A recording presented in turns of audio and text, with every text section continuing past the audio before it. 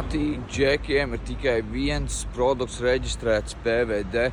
Vai tik viņi nedara kaut ko nelegālu? Varbūt vajag pasūdzēties PVD.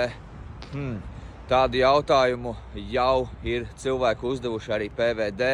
Un nesen mēs pat taisījām video, kur cilvēks bija teicis, ka mums ir vairāk nekā 25 nereģistrēti produkti, kas ir pilnīgs fufelis. Tātad, ja tu saproti, kā strādā šī industrija, tad tu nemaz tādu jautājumu nejautā. Ja nē, tad es tev varu ātri izskaidrot. Jau no pirmās dienas mēs esam iepirkuši produktus no vairumtirgotājiem Latvijā, kurus šos produktus ir reģistrējuši.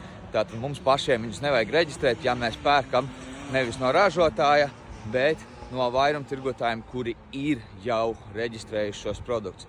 Un, protams, mēs kā caurspīdīgs uzņēmums esam par to vairāk kārt jau atskaitījušies PVD, parādījuši viņiem visas pavadzīmes un tā tālāk.